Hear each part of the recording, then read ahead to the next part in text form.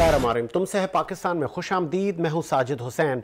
मजबूत मुस्तहकम पाकिस्तान पर हम बात करते हैं कैसे मुल्क मिल्लत की तामीर और तरक्की में हमने अपना किरदार अदा करना है। हुकूमत वक्त क्या किरदार अदा कर रही है, इस पर भी हम बात करेंगे। बढ़ती हुई महंगाई, आम आदमी के मसाइल क्या हैं, इस पर भी बात करेंगे। फिर हम बात करेंगे कराची के मसाइल पर और सिंध हुकूमत की पॉलिसीज़ पर, सर्विसेज पर। क्या निगरान हुकूमत क्या उन पर इल्ज़ामात लगाए जा रहे हैं कि ये माजी की सिंध हुकूमत जो पीपल्स पार्टी की थी उसका तसलसल है। निगरान हुकूमत क्या क्या आगे इक़दाम लेगी, इस पर भी हम बात करेंगे। फिर हम बात करेंगे क्या वाकई वक्त पर इलेक्शन ना हुए तो क्या हो सकता है। जस्टिस काजी फायज़ ईसा किस तरह ईसा की तरह मजलूमों का इंसाफ करेंगे, मजलूमों के साथ तमाम चीज़ें बात करेंगे। इस वक्त फ़ोन कॉल पर मैं ज्वाइन किया है। आप सीनियर तजियाकार हैं, सीनियर जर्नलिस्ट हैं, कई अदवार आपने मुल्क की सियासत के देखिए। मलिक मुनव्वर साहब ने ज्वाइन किया, बहुत शुक्रिया सर। मलिक मुनव्वर साहब खुश आमदीद कहेंगे शो में। थैंक यू साजिद भाई। मलिक मुनव्वर साहब, जस्टिस फायद ईसा के आने के बाद जो 57,000 पेंडिंग केसेस हैं उनका कुछ हो पाएगा या कि वो भी सियासी केसेस को सुलझाने में 1 साल गवा देंगे? साजिद भाई बहुत शुक्रिया, आपने अपने प्रोग्राम में मुझे मौका दिया है और इंतहाई अहम पॉइंट के ऊपर आपने बात की है। साजिद भाई, होना तो ये चाहिए कि जो आवाम के मुकदमात ज़ेर अल्तवा हैं, सियासी लोगों से हटकर जो लोगों के मसाइल हैं, बेतहाशा लोग जो है उस हवाले में इन केसों का शिकार हैं, वो समातें नहीं होती, उनकी तारीखें लंबी चली जाती हैं, डेटें नहीं लगती, बड़े मुतासिर होते हैं। होना तो ये चाहिए कि वो ज्यादातर उनको फोकस में रखें और उनको ज्यादा तरजीह देनी चाहिए। ठीक है। चूंकि सियासत तो आपने देखा कि अगर हम थोड़ा सा माजी की तरफ जाएं तो सिर्फ सियासत ही होती रही है, चाहे वो पार्लियामेंट थी या हमारी स्टेब्लिशमेंट थी या हमारा अदलिया का जो पिछला दौर गुजरा है। तो आम आदमी की वहाँ सुनाई नहीं हुई, सिर्फ सियासतदानों का दंगल वहाँ पर सजा रहा है और उन्हीं की खींचातानी रही है। और अदलिया जो पाकिस्तान की सबसे बड़ी अदलिया है वो उसी में उलझी रही है। और जस्टिस फायद ईसा साहब से बहुत सारी तवक्कुआत थी, खास तौर पर इन सियासी जमातों को भी थी सिवाय एक आध के। ठीक है। तो लोगों को भी तवक्कुआत थी और वो घड़ी आन पहुंची है। जस्टिस फायद ईसा साहब ने जो है अपना इक़्तिदार संभाल लिया, मनसब पर बैठ गए हैं। ठीक है। और सबसे पहला जो उन्होंने इसको बड़ा रास्त अपनी सुप्रीम कोर्ट की कार्रवाई को नशर किया है, उसकी जो इजाजत दी है उसको बड़ा सराहा जा रहा है और न सिर्फ पब्लिक में बल्कि सियासी लोग भी उसको सराह रहे हैं। मैं यहाँ पे रोकूंगा आपको मलिक मुनव्वर साहब। वो जो एंट्री जिसकी आप बात कर रहे हैं उसको रियली अप्रिशिएट सब कर रहे हैं और फिर उन्होंने स्पेशल जो एक उनके लिए रूट लगा करते थे वो भी उन्होंने खत्म कर दिए। स्टार्टिंग तो अच्छी है, लेकिन आपको याद होगा साकिब निसार से लेके जस्टिस गुलजार साहब, फिर उमर अता बंदयाल, इन पर कई इल्जामात और उन पर जो सियासी पार्टियां हैं उनके कई तहफ़्फ़ुज़ात रहे हैं। तो कहीं ऐसा तो नहीं होगा कि पाकिस्तान तहरीक इंसाफ या दीगर पॉलिटिकल पार्टियां कहेंगी कि जस्टिस फायद ईसा ने हमारे साथ बड़ा जुल्म कर दिया, हमारे केसेस में वो वन साइडेड रहे, उन्होंने आइन कानून को नहीं देखा। मेरा इशारा पीटीआई की तरफ है, आप गालबन समझ गए होंगे। क्या नवाज शरीफ के लिए राह हमवार होगी या कि उनके साथ भी वही सलूक होगा जो चेयरमैन पीटीआई के साथ? मैं समझता हूँ साजिद भाई अभी कोई गुंजाइश बाकी नहीं रही। हमारा मुल्क इन चीजों का मुतहम्मिल नहीं है, वक्त बहुत गुजर चुका है और अभी हमने कोई इंसाफ के तराजू को बराबर ना किया और कोई अहम इनिशिएटिव हम फैसले ना लिए, ठीक है, तो फिर तारीख हमें जो है वो कभी भी माफ नहीं करेगी। इस जस्टिस साहब फायद ईसा साहब खुद भी एक केस में मुतासिर रहे हैं और मैं समझता हूँ कि उनको जो सामना करना पड़ा है उस अपने केस का, तो बहुत सारी चीजें खुद भी समझ चुके होंगे कि क्या दुश्वारियां आती हैं और कितनी तकलीफ उठानी पड़ती है। तो अब ये खेल बंद होना चाहिए। मेरी मर्जी का या तेरी मर्जी का ये फैसले नहीं आने चाहिए, इंसाफ पर मबनी फैसले होने चाहिए, चाहे वो किसी के भी हो। अगर माजी में भी किसी के साथ ज्यादती हुई है, नाइंसाफी हुई है, तो अब नहीं होनी चाहिए। मैं समझता हूँ कि इमरान खान साहब के साथ भी ज्यादती नहीं होनी चाहिए जो तरीका है, जो हमारा मुल्क का जो दस्तूर है, आइन है और जो कानून इजाजत देता है, उसके दायरे में रहकर ठीक है, फैसले होने चाहिए। टाइम बहुत कम है। मलिक मुनव्वर साहब, मुझे ये बताइएगा, सिंध में चौथी बार पीपल्स पार्टी को आप इक्तदार में आते हुए देख रहे? मैं तो साजिद भाई इक़्तिदार में आता नहीं देख पा रहा, बल्कि वो तो पहले से ही इक़्तिदार में बैठे हुए थे, और वो तो जो आजकल में एक थोड़ी सी हवा चली हुई है, तो उनके तो ये करीब से कहीं भटकने के चांस भी नहीं थे। मगर अभी भी अंदरूने खाना पीपल्स पार्टी तो मुकम्मल तौर पर इस तैयारियों में है कि वो सिंध का इक़्तिदार तो उनके हाथ से नहीं जाएगा। अच्छा, जो एक ग्राउंड रियलिटी पर जो सूरत हाल है, ये जो इत्तेहाद बन रहे हैं, ये जो इत्तेहाद बन रहे हैं, टाइम देने के लिए कुछ न कुछ उनके सामने बंद बांधा जरूर जाएगा, कि ताकि पीपल्स पार्टी जो माजी में 15 साल से बरसर इक़्तिदार है ये सूबे में और अपनी मनमानियां करती रही है, वो अब आइंदा ना कर सके, उसको भी कंट्रोल करने की कोशिश तो मेरे ख्याल की जाएगी। इसका मतलब है कि फिर सिंध में है उन्हीं को ही अवाम वोट करेगी। बस जाहिर है साजिद भाई, ग्राउंड के अगर हम देखें ना, आप ग्राउंड रियलिटी से इनकार नहीं कर सकते। तो जो अंदरून सिंध का जो वोट बैंक है वो शख्सियतों का है। ठीक है, और अगर हम नजर दौड़ाएं तो बहुत बड़ी जो कादावर शख्सियात हैं, जो वडेरे, जो सरदार, जगीरदार, वो अभी भी पीपल्स पार्टी में है, वो पीपल्स पार्टी में है। तो उनके सामने जो आम बंदा है, चाहे वो सोशल वर्क हो या कोई नॉन पॉलिटिकल हो या कोई बिजनेस, वो नहीं ठहर सकता। तो वो जो इनकी इजारादारी है वो तो अपनी जगह पर कायम है। ठीक है, उस चीजों को हम देखते हैं तो उस तरह से जो पीपल्स पार्टी अपना पहले ही जो है वो मैदान साफ कर चुकी है। ठीक है, ठीक है, बहुत शुक्रिया आपका, बहुत शुक्रिया मलिक मुनव्वर साहब, आपने अपना कीमती वक्त दिया, बहुत शुक्रिया आपका। गालबन आम आदमी कहाँ खड़ा है इस वक्त?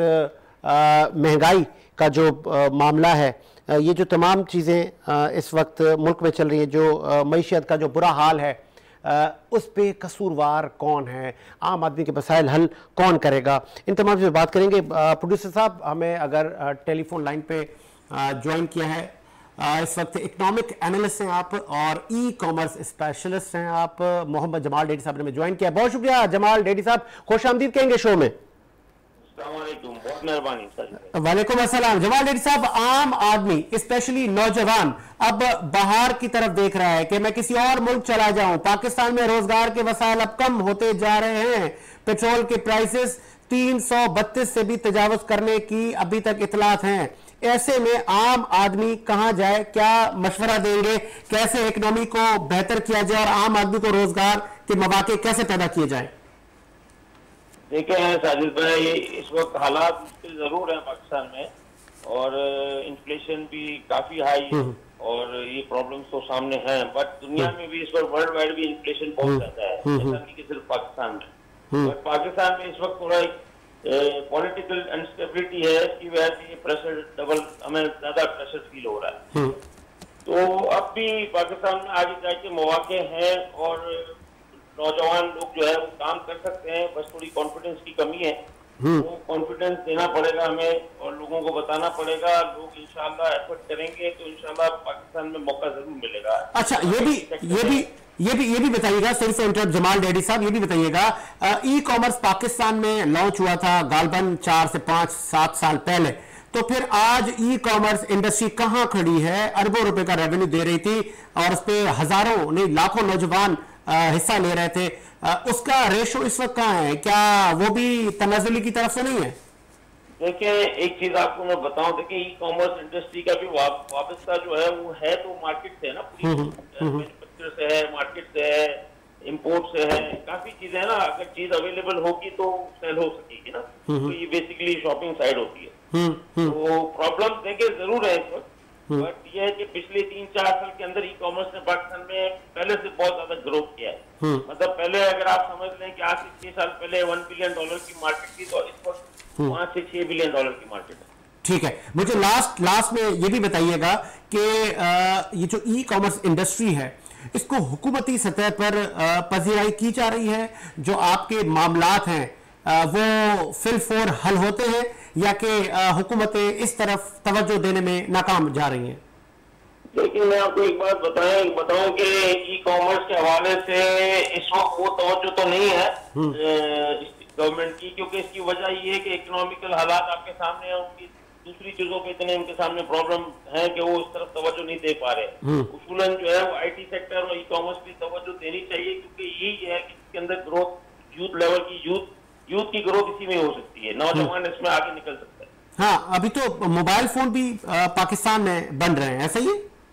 जी बिल्कुल बन रहे हैं, मैन्युफैक्चर हो रहे हैं पिछले 3 साल। ठीक है, इसका ये मतलब है, आपका ये कहना है कि नौजवान मायूस ना हो, पाकिस्तान में बेहतरी की गुंजाइश है?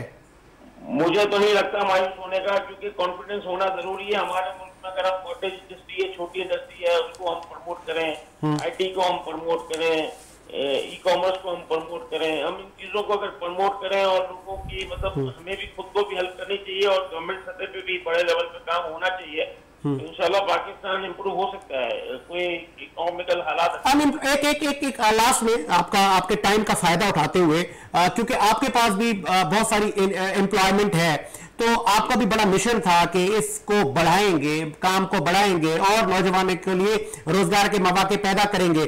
क्या वो करने में आप कामयाब हो गए?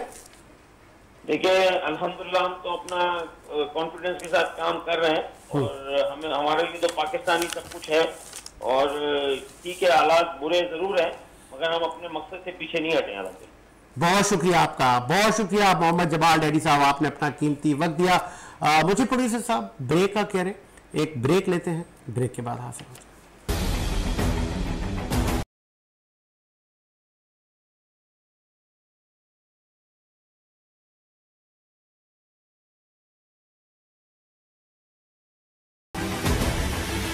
ब्रेक के बाद खुश आमदीद। प्रोग्राम को आगे बढ़ाते हैं और दीगर मेहमानों को भी हम प्रोग्राम में शामिल करते हैं। अडवाणी साहब ने हमें ज्वाइन किया है। आप इकनॉमिक एनालिस्ट हैं और कई अदवार आपने मुल्क की सियासत देखे हैं। इकबाल अडवाणी साहब आप CEO हैं सेविंग होम के, उन्होंने हमें ज्वाइन किया है। बहुत शुक्रिया इकबाल अडवाणी साहब, खुश आमदीद कहेंगे शो में। Thank you sir. Iqbal Advani साहब, पहले मैं आपसे एक कैटेगरी के लिए ये पूछना चाहूँगा कि जस्टिस फायज ईसा साहब की बड़ी वाह चल रही है, उनकी एंट्री को बड़ा अप्रिशिएट किया जा रहा है।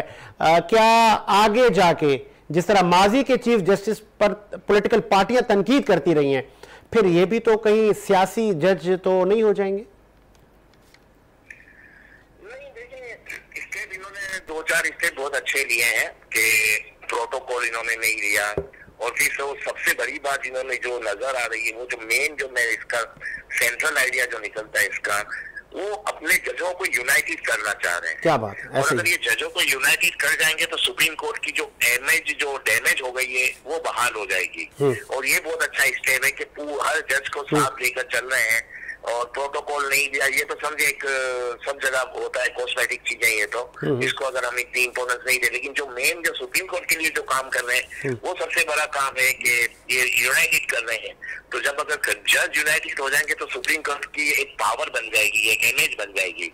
तो ये इस तरह से बहुत अच्छा अभी से ही जो किया था, लाइव जो कवरेज दी थी जो इन्होंने, वो अच्छा स्टेप है, बहुत अच्छा स्टेप है। लेकिन उसमें जो मैंने नोट की जो सबसे बड़ी खामी ये है कि अगर वो पाकिस्तान में दिखाना चाह रहे हैं तो पाकिस्तान में 90% आबादी को तो इंग्लिश आती ही नहीं है, तो फिर वो किसके लिए किया था इन्होंने? या तो अगर वो यूके और अमेरिका को दिखाना चाह रहे थे तो समझ में आता है, और अगर वो पाकिस्तानी अवाम को दिखाना चाह रहे थे तो मुझे लगता है ये जरा इनसे थोड़ी मिस्टेक हो गई है। इनको फिर इंग्लिश में नहीं करना चाहिए था, फिर वो पूरी जो भी कार्रवाई थी जो भी उसको उर्दू में करना चाहिए। अगर आप पाकिस्तानी अवाम को दिखाना चाह रहे हो तो पाकिस्तान में तो 90% लोगों को तो इंग्लिश आती ही नहीं है। ठीक है, आगे बढ़ाते सर।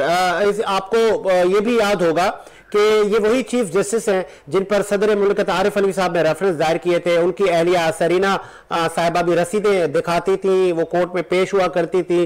अब चीफ जस्टिस साहब पाकिस्तान जो सब मौजूद है, जस्टिस फायज ईसा साहब, क्या ये इन पर अभी से ही चेमा गोई हैं कि साबिक वजीर आजम नवाज शरीफ के लिए राह हमवार होगी और जो कानून साजी की गई थी या मामलात आसानियां, अगर मैं शॉर्ट कर लूं तो आसानियां पैदा की जाएगी उनके लिए? क्या ये तासुर ठीक है? देखिए लोगों ने क्या क्या सोचा हुआ है या कोई भी क्या सोच के समझ रहा है, तो जहां तक मेरी स्टडी है चीफ जस्टिस जो फायज ईसा साहब के हवाले से, वो बिल्कुल आइन के हिसाब से काम करेंगे। वो ना नवाज शरीफ देखेंगे ना इमरान खान देखेंगे, वो किसी को नहीं देखेंगे। वो जो आइन के हिसाब से, कानून के हिसाब से बिल्कुल काम करेंगे। जो 1 साल है आपको आप देखेंगे कि ये आइन के हिसाब से ही काम करेंगे। उसमें नवाज शरीफ को रिलीफ मिल रहा है कि नहीं मिल रहा वो इनका मसला नहीं होगा, और ना वो इमरान खान को कितना रिलीफ देते हैं या नहीं देते। ये आइन के हिसाब से हर काम करेंगे और आइन को ही फॉलो करेंगे। हाँ, एक प्रॉब्लम होगी जो पाकिस्तान में, जो मुझे लगता है कि ये बिल्कुल 100% आइन को लेकर चलेंगे तो हो सकता है इनके एस्टेब्लिशमेंट से ताल्लुकात शायद खराब हो सकते हैं, उसको ध्यान रखना पड़ेगा।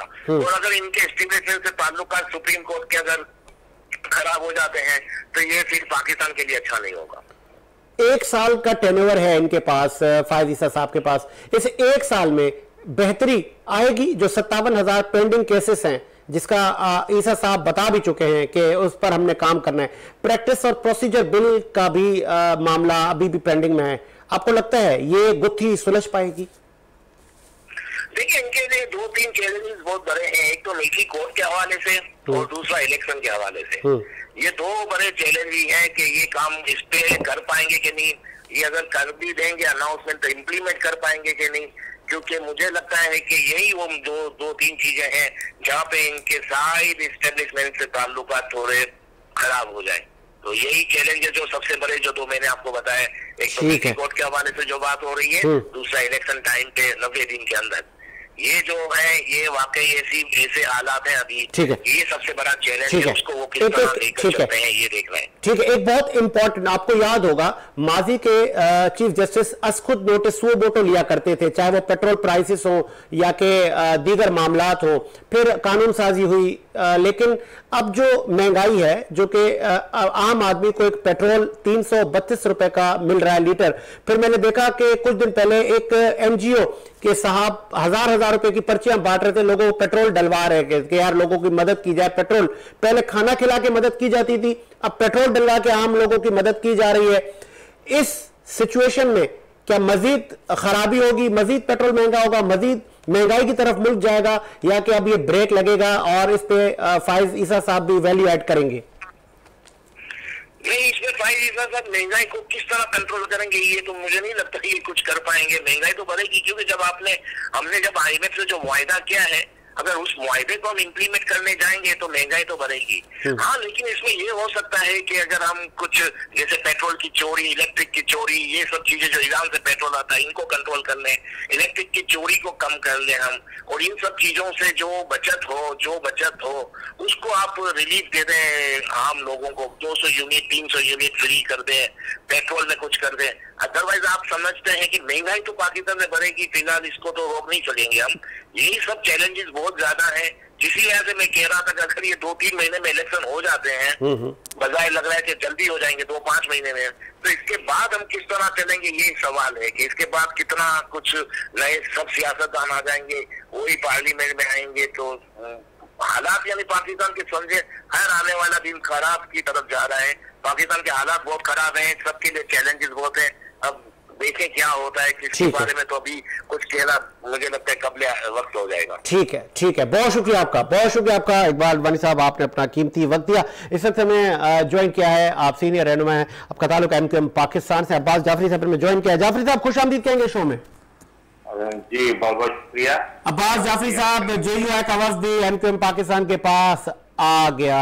अब दीगर भी हमने देखा, माजी गवाह है कि इत्तेहाद बनते रहे हैं सिंध में, लेकिन राशिद तैमूर सोमरो साहब का कहना था कि मुझ पर तनकीद न की जाए, हमने जो MQM से बात की है वो हमारा मेन मौकिफ ये है कि हम एक सिंध की बात करेंगे, हम शहरों की बात नहीं करेंगे, कौमियत की बात नहीं करेंगे। क्या वो सही कह रहे हैं?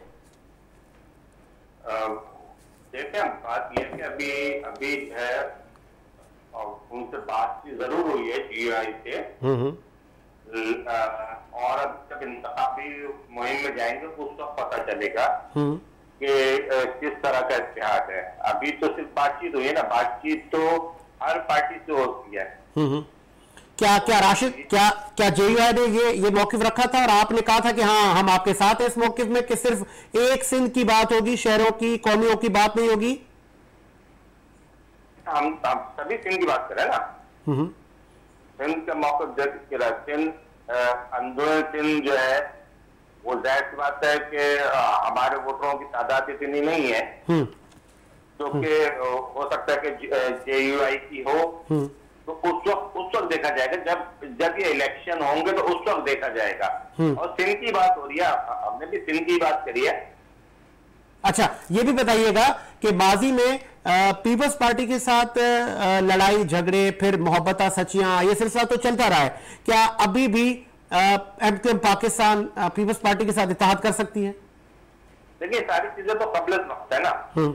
और आपने अभी पिछला दौर देखा है, उसमें हमने पीपल्स पार्टी से सिंध के अंदर हमारा कोई इत्तेहाद नहीं था। हमारा इत्तेहाद था विकास में, वो भी जो है PDM के साथ था, सिर्फ उसमें पीपल्स पार्टी नहीं थी। ठीक है। अच्छा, मुझे ये भी बताइएगा, मेयर कराची इस वक्त पीपल्स पार्टी से हैं मुर्तज़ा वहाब सिद्दीकी साहब, उनकी जो सर्विसेज हैं, जो उनकी कारकर्दगी है, उससे MQM पाकिस्तान कितनी मुतमईन है? क्योंकि बज़ाहिर जमात इस्लामी तो अभी भी एहतजाज जगह जगह कर रही है। आप ये देखें कि वाटर एंड सीवरेज बोर्ड पिछले 15 साल से पीपल्स पार्टी के पास है। और आज तो जब हमारा मेयर था तो उस वक्त जो है वाटर एंड सीवरेज बोर्ड जो है मेयर के अख्तियार में नहीं दिया था, अब इस वक्त तो दे दिया गया है ना। तो इस वक्त क्या कोई तब्दीली आई है? नहीं आई है। सीवरेज उसी तरह बह रहा है। बिल्कुल ऐसा ही है। लोगों के घर में आज भी पानी नहीं आ रहा है। ऐसा ही है। तो कौन सा जो पीपल्स पार्टी का मेयर आया उसने काम कर लिया? आप जाके अगर ओल्ड सिटी का हाल देख लें, इस वक्त भी जो है वहां जाए देखें, एवरेज अभी भी गलियों में भरा हुआ है। तो आज भी बल्दिया में पानी नहीं है, आज भी औरंगी में पानी नहीं है, आज भी नॉर्थ कराची में पानी नहीं है, आज भी फेडरल बी एरिया, नाजिमाबाद कहीं पानी नहीं आ रहा है। तो कौन सा अच्छा काम कर दिया है? तो ये कर भी नहीं सकते, बिल होती है काम करने सर ये कहते हैं मैं कराची का बेटा हूँ, जाफरी साहब मैं कराची का बेटा हूँ, मैं यही पैदा हुआ हूँ, मैं यहाँ के मिसाल को अच्छी तरह जानता हूँ, फिर यहाँ के लोगों ने उनको वोट किया है, तो फिर वजह क्या है? क्या उनके आगे मुश्किल है कि जो वो कहते हैं ना, कौन सी मंजिल है जो अबूर नहीं कर पा रहे? जनाब, बात यह है कि पीपल्स पार्टी ने जो है कराची के मज़ाफ़ात से वोट लिए हैं और MQM ने बायकाट किया था, उसके नतीजे में जमात इस्लामी मुसल्लत हुई है। तो जमात इस्लामी ने कुछ वोट जो है, मतलब हमारा चेयरमैन जो उस वक्त आता था उसका 2% वोट लिया उन्होंने उन इलाकों से जहाँ से हमारे चेयरमैन हुआ करते थे। तो वो भी नुमाइंदा नहीं है। बहरहाल एहतजाज कर रहे हैं, बिल्कुल अच्छी बात है, एहतजाज करें, पानी पे करें, कचरे पे करें, जो है एहतजाज जहाँ करते करें, लेकिन पीपल्स पार्टी की जो कारकर्दगी है वो पहले भी सिफर थी, आज भी सिफर है। MQM पाकिस्तान, आप क्यों नहीं मुर्तज़ा वहाब सिद्दीकी का हाथ थामते कि आए मिलके कराची की तामीर और तरक्की के लिए एक हो जाते हैं? कराची की तामीर और तरक्की के लिए कभी बात ही नहीं करते। ये बात करें, कोई प्रोजेक्ट लेकर आए, अच्छे प्रोजेक्ट लेकर आए। आप ये देखें ना कि इतना अच्छा इनको हो गया, कौन सा ऐसा मेगा प्रोजेक्ट कराची को दिया? सर वो कह रहे ना, वो कह रहे हमने लाल बसें चला दी, हमने पिंक बसें चला दी। ठीक है, अगर 15 साल में आपने 100 बसें या 50 बसें चला दी तो ये कोई कारनामा नहीं है। इतना तो होता ही है, बल्कि इससे ज्यादा तो इससे पहले चलती थी बसें, इन्होंने बंद कर दी। ठीक है, ठीक है, ठीक है, बहुत शुक्रिया आपका। ठीक है, बहुत शुक्रिया आपका अब्बास जाफरी साहब, आपने अपना कीमती वक्त दिया, बहुत शुक्रिया। सीमित के साथ मेरा मुझ शादाबाद रहे, मुझे साजिद हुसैन को इजाजत दीजिए। मुलाकात होगी नए प्रोग्राम के साथ। अल्लाह हाफिज।